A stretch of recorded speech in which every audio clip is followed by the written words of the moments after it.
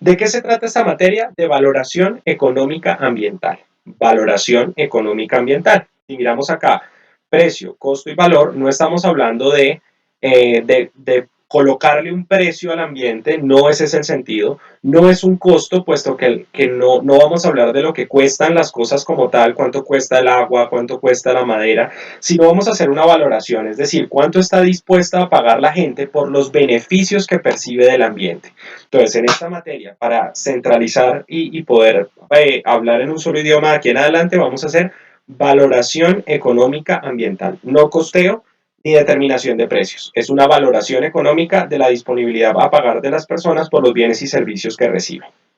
Entonces, valoración económica es básicamente dar valores a los bienes y servicios dados por el medio natural gracias a que no tienen precio. Entonces la idea es que como no existe un precio para los bienes y servicios ambientales, no hay un precio establecido en el mercado y evidentemente no hay un costo porque no le cuestan a las personas o no le cuesta al ambiente producirlos como un costo directo, vamos a determinar cuál es el valor o cuál es la valoración que las personas le dan a estos bienes y servicios con base en los beneficios que perciben que son recibidos directamente del ambiente.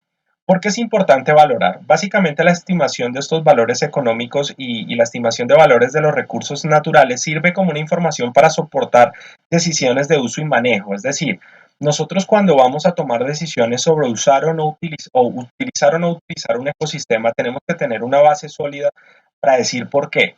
Una de las razones es la valoración económica ambiental, es decir, si nosotros valoramos los servicios ecosistémicos de una manera lo suficientemente amplia y lo suficientemente robusta, podemos tomar decisiones sobre usarlos o no para una actividad económica en un momento dado. Por ejemplo, utilizarlos o no para minería, si vale o no vale la pena con respecto a otros usos o a los valores que este ecosistema le brinda a las personas. Por poner un ejemplo sencillo, si tenemos un terreno muy grande y este terreno tiene árboles, tiene agua, tiene madera, tiene un paisaje muy bonito, es muy posible que las personas valoren tanto este servicio ecosistémico que no sea una buena idea, por ejemplo, poner una mina a cielo abierto y eliminar los árboles y dañar los ríos, si las personas pueden darle un valor mayor para otro tipo de usos, por ejemplo, para el uso paisajístico, para el uso turístico, para el uso hotelero, para el ecoturismo.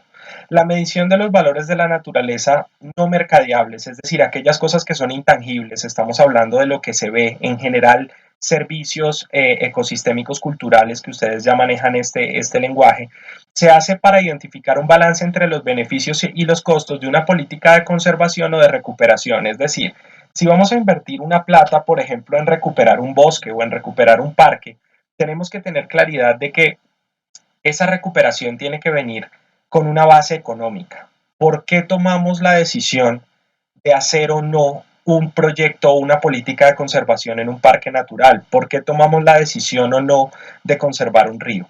Eso no son medidas que salgan, digamos, sencillamente desde el componente ambiental, sino que tienen que tener un componente económico amplio en el que podamos tomar decisiones racionales. Tenemos una triple medida, como ya hablamos, de precio, costo y valor. Si analizamos el valor, cuánto está dispuesto a pagar una persona por un bosque, es muy probable que la gente prefiera dar una plata mensual, por decirlo de alguna manera, dentro del recibo del agua, dentro del recibo de la luz o de cualquier otra medida, por conservar sus bosques, que porque se haga minería. En ese caso estaríamos nosotros obteniendo muy probablemente una mayor cantidad de recursos en este sentido, es decir, en la conservación y en la preservación o recuperación, de lo que pudiéramos obtener incluso haciendo minería. Entonces lo que vamos a analizar a partir de este momento es la manera correcta de ponerle un valor, de asignarle un valor a los bienes y servicios ambientales para que estos tengan un valor adicional, es decir, tengan un valor económico que pueda transarse en un mercado, que pueda analizarse dentro de un mercado para determinar qué decisión es más lógica que otra. ¿Por qué es importante entonces? El valor económico generado a partir de las mejoras realizadas por el gobierno es importante para justificar la inversión. Si nosotros vamos a decir que le vamos a invertir, por poner un ejemplo, vamos a invertir 3 millones de dólares en la recuperación del Parque Simón Bolívar, es posible que suene como mucho dinero. Tú dices, uy, 3 millones de dólares son unos, en este momento, 12.000 millones de pesos para recuperar el Parque Simón Bolívar. Eso es una buena plata. Suena como una buena plata. Ahora, si analizamos esto en un contexto mayor, por ejemplo, 3 millones de dólares para recuperar la Amazonía colombiana, usted dice, uy, 12.000 millones de pesos para toda la Amazonía suena como muy poco dinero. Entonces, cuando analizamos esto y lo ponemos en una carta blanca, es decir, hablamos netamente del tema de recursos para invertir o justificar una inversión del gobierno, nos damos cuenta que los bienes y servicios ecosistémicos que presta el área son directamente proporcionales al valor que vamos a justificar en la inversión. Es decir, si el sitio es muy grande, presta unos servicios ecosistémicos muy grandes, muy buenos, muy valorados por la población, justificar la inversión de esos recursos en algo pequeñito o justificar una inversión pequeñita en una zona muy grande se escucha tonto. Entonces usted tiene que valorar económicamente los bienes y servicios para poder decir listo. El Parque Simón Bolívar presta unos servicios ecosistémicos buenos para la ciudad, pero modestos y limitados, es decir, no es una zona muy amplia y genera unos servicios ecosistémicos que una inversión de 3 millones de dólares sería muy grande, sería buena. Ahora, si analizamos eso versus la Amazonía, que es absolutamente vasta, gigante, invertir 3 millones de dólares puede ser nada. Entonces, ¿qué va a justificar la inversión del gobierno? La valoración de los bienes y servicios ecosistémicos en área, en cantidad y en personas que se ven beneficiadas. Los impuestos a la contaminación del agua, que son medidas pigovianas, como ya lo hemos visto en clase, es decir, son del mundo del que contamina paga, se calculan con base en esto. Identificamos los servicios ecosistémicos de una zona y con base en esa identificación de servicios ecosistémicos vamos a darnos cuenta de qué tanto vale o qué tanto cuesta al final del día dañar esos servicios ecosistémicos o cuánto vale para las personas el daño. Eso lo hacemos igualmente a través de pago por servicios ambientales. Por ejemplo, cuando vamos a analizar cuánto debe ser la compensación que se hace una persona le hace a otra desde un punto de vista coasiano, cuánto hay que pagarle a una persona por los bienes y servicios ambientales que está prestando o por el cuidado de un área que presta unos bienes y servicios ambientales. Usted dice, ¿de dónde saco ese valor? No solamente es el costo de oportunidad, también es el costo de la conservación y recuperación de unos servicios ecosistémicos.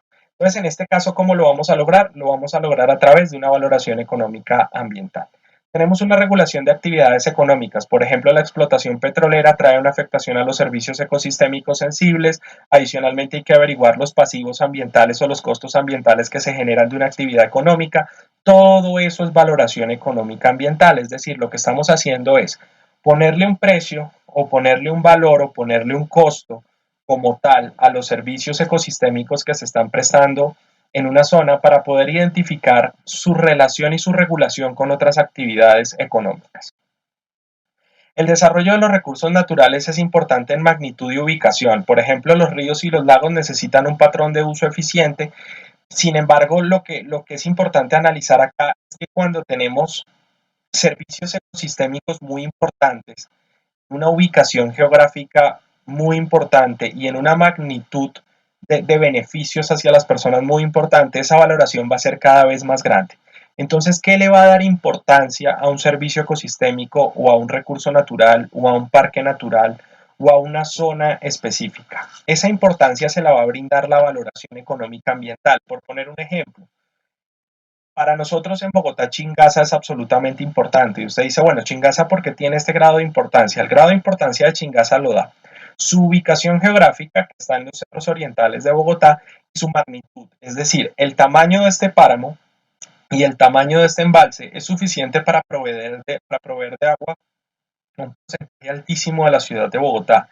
Si analizamos ese recurso natural, que es tan importante en magnitud y ubicación, cuando analicemos, por ejemplo, su valoración económica ambiental va a ser muy grande. Y al ser esta valoración económica ambiental tan grande, va a representar para las personas un valor que no puede ser cambiado por ningún otro. Es decir, nadie va a pensar, por ejemplo, que hacer una mina a cielo abierto de caliza en Chingaza para sacar cemento tiene sentido considerando la valoración económica ambiental de los servicios ecosistémicos que presta el área, que son tan grandes en magnitud, en ubicación, en importancia y en representatividad para la ciudad. Entonces, cuando vamos a tomar decisiones con respecto al uso o con respecto a la magnitud de los beneficios generados por un servicio ecosistémico, lo vamos a hacer también teniendo como referencia la valoración económica de sus bienes y servicios ambientales. Hay una tasa eficiente de explotación comercial de los recursos, es decir, si tenemos un bosque No podemos decir tampoco que los recursos no se pueden utilizar, porque nosotros como seres humanos necesitamos agua, necesitamos madera, necesitamos servicios, necesitamos una serie de cosas que tenemos que analizar en un contexto y tenemos que utilizar de alguna manera. En ese caso, todas esas cosas, todos esos elementos y todas esas explotaciones comerciales de recursos que tenemos que hacer para nuestra supervivencia son las que vamos a analizar frente a una valoración económica ambiental de los bienes y servicios. Es decir, analizamos la totalidad del área y decimos, esta área nos presta servicios ecosistémicos por 1.000 millones de pesos, por poner un ejemplo. Sin embargo, necesitamos tomar esta cantidad de agua en un detrimento de esos 1.000 millones de pesos de 100 millones. Entonces ya no vamos a tener 1.000 millones de pesos, sino 900, porque igual estamos haciendo uso de un servicio. Entonces, en ese caso, ¿qué es importante que analicemos dentro de esta valoración económica? Que cuando vamos a hacer tasas de uso, como lo vimos en la materia, tenemos que identificar versus qué las estamos tratando. Es decir, yo tengo un servicio ecosistémico, tengo un recurso natural, tengo un parque natural. Ese parque natural yo tengo que saber qué valor tiene el agua que yo estoy sacando, porque igual la tengo que sacar. Tenemos que tener claridad, como lo hemos visto en clase, que somos ingenieros ambientales. Los ingenieros ambientales somos antropocéntricos, es decir, nuestro sentido final es dar sostenibilidad a las actividades humanas, no eliminar las actividades humanas. Hay que consumir agua, hay que consumir madera, hay que consumir recursos naturales. Ese consumo de los recursos naturales tiene que estar ligado a un valor y tenemos que saber cuál es el valor, aunque igual vayamos a hacer uso del recurso. En ese caso, las tasas eficientes de explotación comercial nos van a indicar hasta qué punto es eficiente sacar parte de ese recurso para el consumo y dejar otro para conservación y recuperación. Entonces, cuando hacemos una valoración económica en este sentido, lo que estaríamos haciendo es identificando estas tasas de explotación, qué tanto de ese recurso es eficiente sacar, qué tanto de ese recurso vale la pena explotar, qué tanto de ese recurso vamos a necesitar y necesitamos sacar y tenemos que utilizar. Entonces es supremamente importante tener claridad sobre las tasas de eficiencia y cómo la valoración económica nos va a ayudar a determinar si es viable o no la utilización de un recurso. La reducción de emisiones, sobre todo las relacionadas con los efectos globales, necesita ser justificada a partir de la estimación de los beneficios económicos, porque cuando analizamos, por ejemplo, todas estas medidas de reducción de gases de efecto invernadero, tenemos que analizar cuánto nos cuesta conservar, por ejemplo, o cuánto nos cuesta mantener la calidad del aire de la ciudad de Bogotá versus cuánto nos cuesta dejar de producir esas emisiones. Eso es una medida muy importante. ¿En qué sentido? Por ejemplo, en este momento estamos en una coyuntura de una contaminación del aire fuerte en la ciudad de Bogotá, que en gran medida tiene que ver pues con efectos meteorológicos y una serie de cosas. Sin embargo, tenemos que analizar cuando miramos en un contexto global este problema, ¿qué vamos a hacer? ¿Vamos a cerrar las empresas? ¿Vamos a cambiar toda la flota de Transmilenio? ¿Vamos a dejar todos los carros en la casa? O sea, ese tipo de medidas tienen que ser justificadas a partir de una estimación de beneficios económicos. ¿Qué me sale más caro? ¿Me sale más caro dejar a la gente en su casa sin carro? ¿O me sale más caro cambiar el Transmilenio? ¿O qué hago con las empresas de Bogotá? ¿Las cierro? ¿Tendría sentido económico cerrar las empresas de Bogotá y frenar la economía de la ciudad por un tema de calidad del aire? ¿O me sale más económico, por ejemplo, apoyar a esas empresas con incentivos tributarios para que cambien sus tecnologías? Entonces, ese tipo de cosas son las que nos van a permitir, la que nos va a permitir analizar y poner en un contexto la valoración económica ambiental. Recuerde que en este momento estamos haciendo un contexto, estamos haciendo como una introducción a lo que es la valoración, por eso es un tema como tan genérico. Más adelante les voy a aterrizar, digamos, esta información a metodologías y a datos un poco más concretos. Sin embargo, en este momento es solamente un contexto de por qué es importante y para qué sirve la valoración económica ambiental.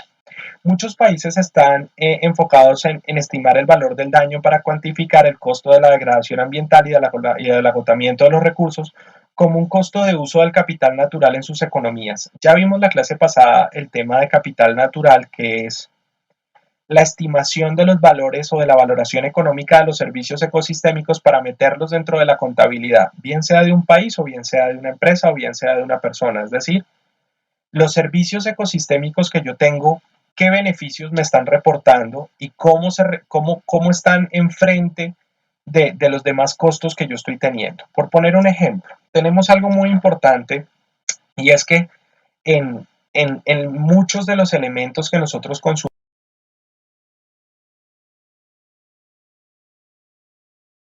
ambientales, es decir, nosotros pagamos, por ejemplo, muy baratos los elementos, por poner un ejemplo sencillo de las piñatas. Cuando usted está haciendo una piñata, compra todas estas pelotas de plástico, estos muñequitos de plástico que son muy baratos, y usted dice, ¿cuánto vale cada muñequito? 100 pesos, 200 pesos, 50 pesos. ¿Será que ese elemento de plástico tan barato tiene inmersos los costos ambientales del daño que se generó para producirlos? Eso es algo que nos invita a la economía ambiental y la valoración económica ambiental a trabajar, es decir, analizar desde un punto de vista lógico si los materiales que nosotros utilizamos, los productos que consumimos, los servicios que estamos recibiendo, si ellos estiman la valoración del daño e incluyen dentro de su valor, dentro de su costo, dentro de su precio, ese daño ambiental que se está generando para producirlo. Eso es una pregunta supremamente importante. Por eso muchas veces usted dice, ¿por qué hay, por ejemplo, productos chinos o productos asiáticos que son tan baratos versus productos europeos tan caros? Esto que está acá tiene que ver con esa diferencia. Esa es la diferencia entre un producto, por ejemplo, estadounidense o un producto asiático, en el sentido de que allá en Asia no reportan el valor económico del daño, no reportan la valoración del daño ambiental y no lo meten dentro del esquema de costos. Sin embargo, el mismo Colombia, Estados Unidos, Europa, metemos estos valores ambientales como. Usted dice, bueno, si los metemos, claro que los metemos. Si usted tiene que sacar una licencia ambiental, por ejemplo, para poner una fábrica, o tiene que pagar un uso, una tasa de uso de recursos, una tasa de uso de agua, o usted paga una tasa retributiva, por ejemplo, usted como empresario mete ese valor dentro de sus costos y sus gastos y finalmente quien lo paga es el cliente. Pues cuando analizamos el valor del daño, nos damos cuenta que muchas veces los productos que son más caros porque estiman ese valor del daño ambiental, social y todo este tipo de cosas y lo meten dentro del costo del producto, dentro del precio del producto.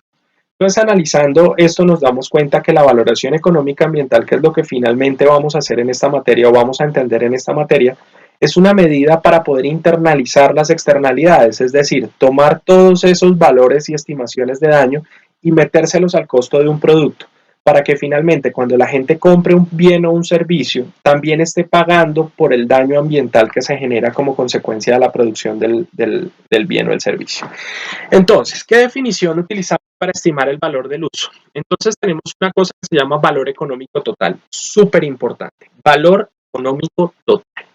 Ese valor económico total va a ser la sumatoria de todos los valores que están dentro del elemento, están inmersos dentro del elemento. Ya ustedes vieron en la clase pasada, hablamos de servicio ecosistémico, funciones y afuera de las funciones tenemos los valores. Lo que vamos a hacer con el valor económico total es estimar todos aquellos valores que están inmersos dentro de un elemento y que son los que finalmente les vamos a poner una estimación económica y va a convertirse en el valor o en la valoración del servicio ecosistémico o en la valoración del recurso natural total. Entonces miremoslo en la siguiente que está más claro. Tenemos para la estimación del valor económico total dos tipos de valores. Para la estimación del valor económico total tenemos dos tipos de valores. El primero va a ser el valor de uso y el otro el valor de no uso. ¿Qué quiere decir esto? Valor de uso quiere decir el valor de lo que yo tomo, de lo que es tangible, de lo que yo puedo tocar, de lo que yo puedo trabajar directamente, digamos, con las manos, que yo puedo tocar ese valor, que es el valor de utilizar las cosas. Y el valor de no uso es un valor de que exista, es decir, de que esté allí, de que esté presente, pero yo no lo voy a utilizar, no lo voy a usufructuar, no voy a tener ningún tipo de beneficio directo tangible. Entonces estamos hablando en valores de uso, quiere decir aquellos valores que tiene un servicio ambiental por utilizarlo, como la madera, como el agua, como la carne de los animales, como el espacio físico para, por ejemplo, hacer agricultura. Y el valor de no uso son aquellas cosas que están allí en la naturaleza, que yo sencillamente le asigno un valor que existan, como el paisaje, como la belleza escénica, como por ejemplo los temas culturales para el legado, es decir, estamos hablando en este caso, por ejemplo, de un sitio de pagamento indígena, estamos hablando de un sitio cultural, como por ejemplo Monserrate, es un sitio cultural. Monserrate no solamente vale por el valor de uso de ir allá arriba y hacer una actividad, sino por el valor de no uso. Para nosotros los bogotanos, sencillamente que Monserrate esté allí es importante, sin importar que nosotros vayamos o no vayamos. Yo estoy seguro que usted le pregunta a cualquier persona en Bogotá si está dispuesto a aportar 1.000 pesos, 2.000 pesos, 3.000 pesos para que Monserrate siga existiendo y no se convierta en una finca, y todo el mundo va a decir que sí. Todo el mundo dice sí, perfecto, porque usted le asigna un valor de no uso. Para mí que esté ahí es importante. Entonces tenemos por este lado valores de uso, estamos hablando de uso directo, de uso indirecto, ya vamos a mirar qué es eso, valores de opción, y tenemos valores, por otro lado, los de no uso, que son valores de legado o de altruismo y vicario, ya vamos a mirar un poquito más a fondo, y valores de existencia o cuasi existencia. Entonces miremos acá estos ejemplos, vamos a poner dos cartillas de ejemplos para que ustedes puedan analizarlo de una manera más ordenadita. Entonces empecemos con los valores de uso. Estos valores de uso directo, estamos hablando de los valores derivados de la producción y consumo de bienes, alimentos, materiales, medicinas, agua, consumo directo. Yo voy al ecosistema, por ejemplo, voy al humedal y tomo el agua con un tubo y la llevo para mi finca. Tengo un bosque en la parte de atrás de la finca, voy a la parte de atrás de la finca, corto un árbol, tomo la madera y esa madera es para mí, es un material, es un valor de uso directo, son aquellas cosas que yo directamente voy a tomar del ambiente. Tenemos valores indirectos como las funciones de los ecosistemas, nutrientes, la generación de nutrientes, la generación de espacios para la polinización, regulación del clima, regulación del hábitat, regulación hídrica, control de inundaciones, por ejemplo, que muchas personas colocaron las inundaciones dentro de los valores del humedal, todo ese tipo de cosas que yo no las cojo directamente, pero que su prestación me beneficia, van a ser usos indirectos, como que estaríamos hablando más que todo de bienes y servicios o de servicios ecosistémicos de regulación. Entonces tenemos valores de uso directo, casi todos van a ser aprovisionamiento. Valores indirectos, estamos hablando de valores de regulación o servicios ecosistémicos de regulación. Valor de opción, el valor de opción es un valor directo o indirecto, generalmente directo, que quiere decir que yo pago o estoy dispuesto a aportar algo por el simple hecho de que en el futuro lo pueda utilizar. Entonces me explico. Por ejemplo, yo digo, yo en este momento no tomo agua de Biesner, porque vivo en una zona de Bogotá que no me llega agua de la represa de Biesner en el norte. A mí me llega agua muy probablemente de aquí en el sitio donde yo estoy ubicado, de Chingaza. Entonces, si a mí alguien viene y me dice, ¿usted está dispuesto a pagar alguna cantidad de dinero por conservar la represa de Biesner, aunque usted no tenga un valor directo en este momento? Es posible que yo conteste que sí, diga sí, sí, yo estoy dispuesto a pagar por eso, como un valor de opción, es decir, yo prefiero pagar y que si en algún momento yo me mudo para el norte de Bogotá, yo tenga la posibilidad de gozar de ese servicio ecosistémico directo, pero es un valor de opción, yo no pago por usarlo, pago porque exista y en un futuro poderlo usar, porque es un valor de uso y no un valor de no uso, es un valor de uso porque yo estaría dispuesto a pagar por usarlo después, por usarlo, por tangibilizarlo, porque sea agua, madera. Entonces, por ejemplo, estos valores de opción se dan mucho con el tema de la madera y con el tema de los bosques. Hay mucha gente que invierte o le da un valor económico, por ejemplo, a una plantación de árboles, aunque sabe que hoy no va a aprovechar esos árboles. Hoy solamente está invirtiendo en los árboles como un valor de opción a futuro. Cuando los árboles estén grandes, los cortan y se vuelven un valor directo, es decir, se vuelven directamente un valor de uso y de aprovechamiento o un valor o un servicio ecosistémico de aprovisionamiento. Pero yo pago hoy es por la opción de utilizarlos en un futuro.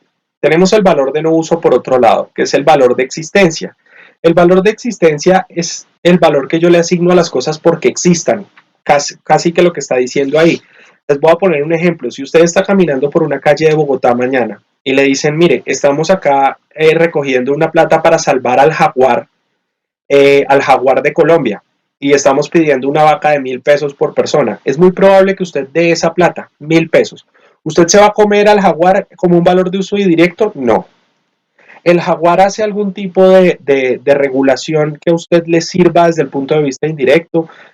Por ejemplo, consumo de especies invasoras o algo que lo beneficie a usted. No. Valor de opción, ¿usted está pagando para poder utilizar la piel de ese jaguar en un futuro? No, no, no, no.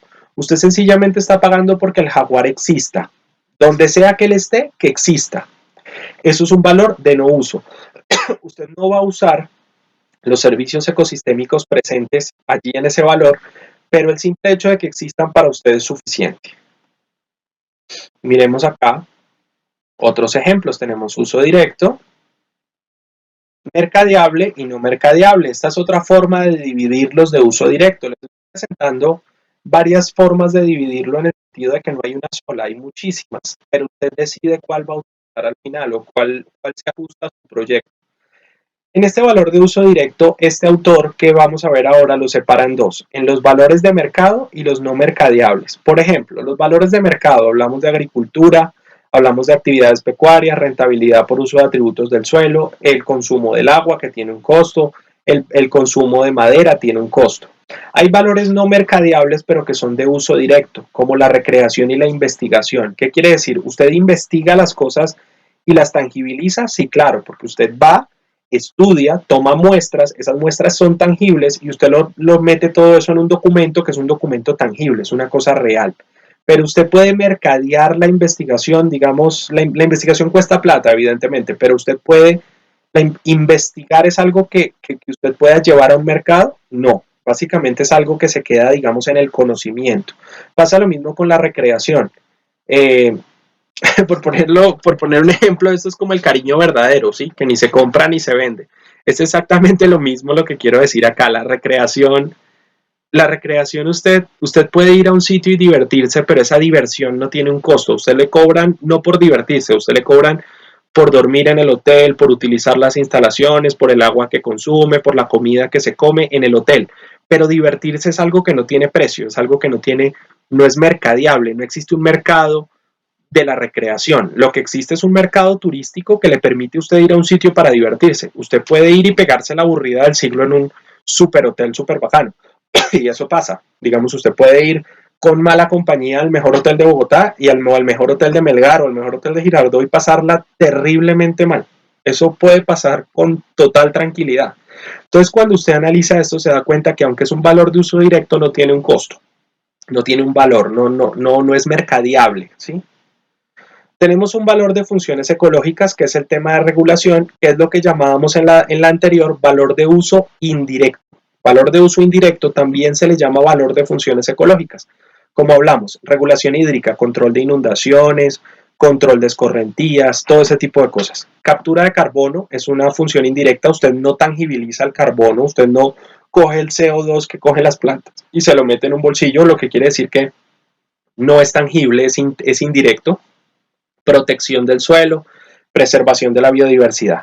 Ahora miremos acá. El valor de no uso, en este caso, le agregaron tres cosas. Cogieron el valor de uso que el anterior autor tenía en los valores de uso, el valor de opción, lo pusieron en el de no uso como valor de opción. ¿Qué quiere decir esto? Que el valor de opción puede estar en cualquiera de los dos. Repito, el valor de opción puede estar en cualquiera de los dos. Puede haber un valor de opción para uso y para no uso. Puede haber un valor de opción para no uso y un valor de opción para uso. Es decir, valor de opción quiere decir que yo pago por las cosas a futuro. Yo pago por las cosas a futuro o le asigno un valor hoy a los bienes y servicios ambientales para usarlos en un futuro o para que existan en un futuro. ¿Por qué el valor de opción puede estar en las dos? Porque usted también le puede asignar un valor, por ejemplo, un valor futuro a la existencia del jaguar colombiano. Y usted dice, sí, yo nunca en mi vida he visto un jaguar, nunca en mi vida he estado en contacto con un jaguar, pero yo quiero pagar hoy por tener la opción de que mis nietos, de que mis bisnietos tengan la posibilidad de convivir en el mismo planeta que los jaguares. Entonces el valor de opción sirve para pagar para utilizar las cosas a futuro con base en el valor de uso directo o de uso indirecto, y adicionalmente también sirve como un valor de opción a futuro para los dos valores que están ahí, existencia y legado. Entonces, existencia, ¿qué quiere decir? Existencia quiere decir que las cosas existan hoy, que hoy yo estoy dispuesto a pagar o tengo una disponibilidad a pagar porque las cosas hoy existan. Y valor delegado es que yo estoy dispuesto a pagar hoy para dejarlo para las futuras generaciones. Y el valor de opción en este caso va a ser que yo estoy dispuesto a pagar porque las cosas existan en el futuro. Existen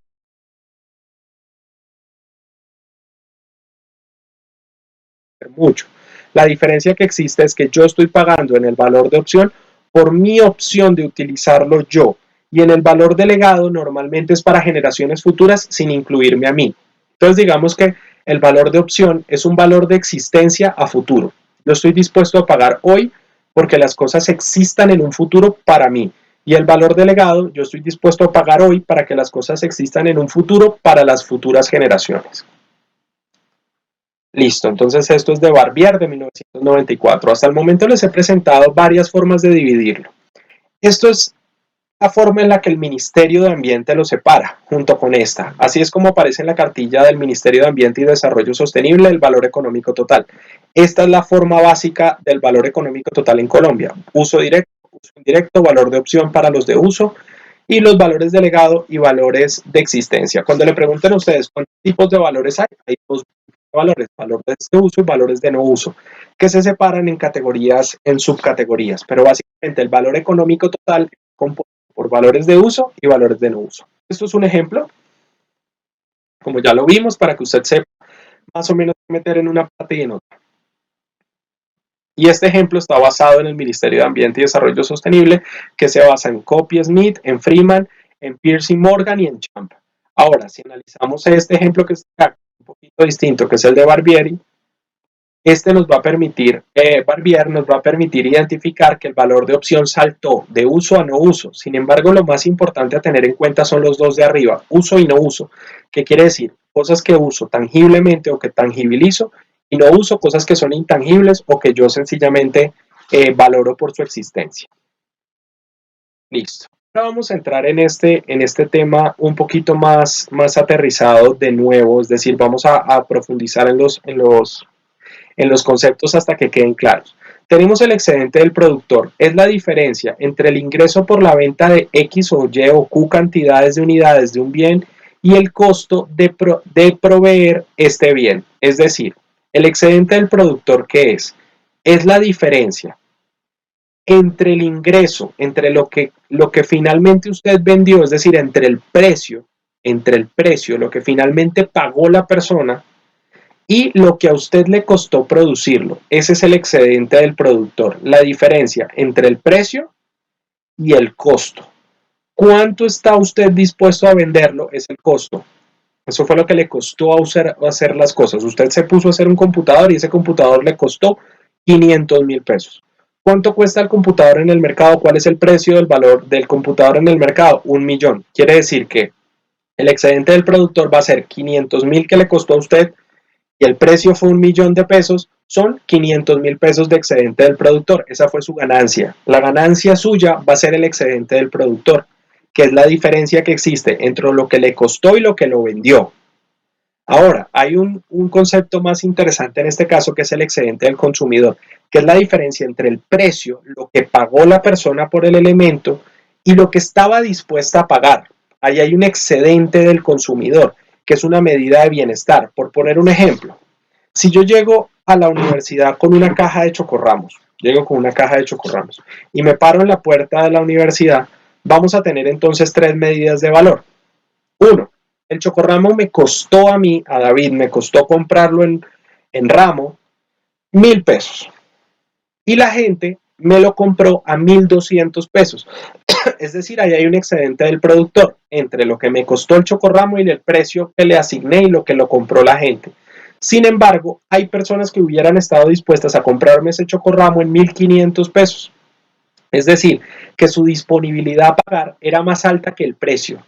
Eso puede pasar en muchas oportunidades, que la disponibilidad a pagar de las personas sea más alta que el precio. Están dispuestas a pagar más de lo que yo pensaba.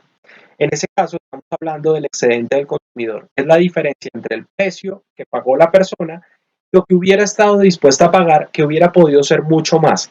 Usted tiene que jugar entonces, cuando es productor, con esos tres valores. Lo que le cuesta a usted hacer las cosas, el precio que le asigna en un mercado, que es lo que va a pagar la gente, y un límite máximo de excedente del consumidor, que es hasta dónde la gente estaría dispuesta a pagar por mi producto, aunque ese no sea el precio. La gente puede estar dispuesta a pagar más de lo que yo cobro. Aquí se ve gráficamente, entonces el excedente del consumidor es este de acá arriba, este es el precio de equilibrio, recuerde.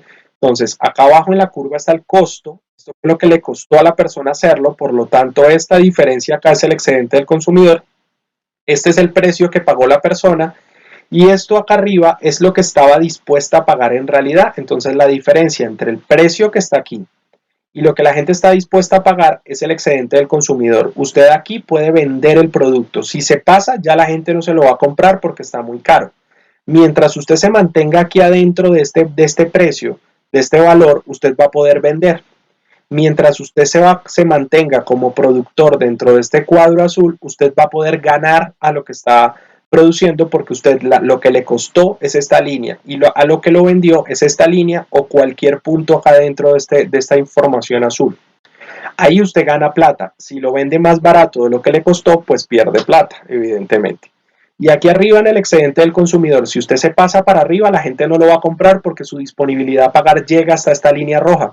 Entonces usted como productor tiene desde esta línea azul, todo esto hasta acá arriba hasta el precio y todo esto hasta acá arriba hasta la disponibilidad a pagar de las personas para asignarle un valor, para asignarle un precio a las cosas que está vendiendo. Entonces recuerde, el excedente del productor es la diferencia entre el costo y el precio.